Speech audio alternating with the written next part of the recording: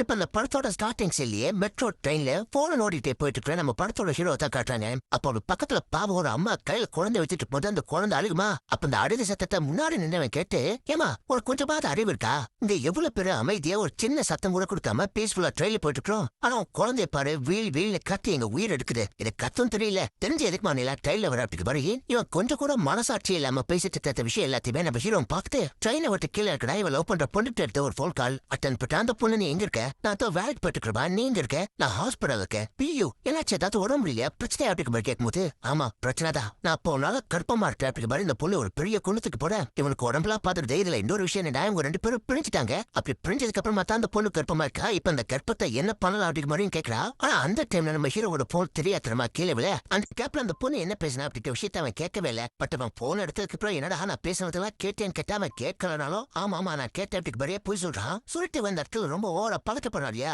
அதனால அவனுக்கு மூச்சு திணறது, பேசிங் ப்ராப்ளம் இருக்கும் போல. அதனால அந்த ஸ்ப்ரே எடுத்து வாயில் அடிச்சுட்டு, இந்த பாரு இதனால நான் நேரில் வந்து பேசிக்கிறேன், நீ இப்ப இந்த ஹாஸ்பிட்டல்ல தங்கியிருக்க, ஹாஸ்பிட்டலோட பேரு சொல்லுன்னு கேட்கும்போது அந்த பொண்ணு இல்ல, நான் ஆல்ரெடி என்ன பண்ணணும் அப்படிங்கிற விஷயத்த முடிவெடுத்துட்டேன், அதை உங்ககிட்ட ஜஸ்ட் சொல்ல அப்படிங்கிறதுக்காக தான் கால் பண்ணேன் அப்படிங்கிற மாதிரி இவ அதுக்கப்புறம் என்ன நம்ப சொல்ல வரா. ஆனா அதுக்குள்ளேயே போன் சிக்னல் மொத்தமா போயிடுது, அந்த காலும் கட் ஆயிடுது. அப்ப அந்த இடத்துல ஹீரோ சரி சுரங்கப்பா அதுக்குள்ள சிக்னல் கிடைக்காது, அதனால அந்த கார் கட் ஆயிருக்கும், அந்த இடத்த விட்டு வெளியே போயிட்டு பொண்ணுட்டு கால் பண்ணலாம்னு சொல்லிட்டு இவன் அந்த சுரங்க பாதைக்குள்ள நடந்து போயிட்டு போதே நம்பர் 8 எக்ஸிட் அப்படிங்கிற மாதிரி ஒரு போர்டு இருக்கும், அதை பார்த்து தான் போவான். போற வழியிலே இன்னொருத்த ஒயிட் கலர் ஷர்ட்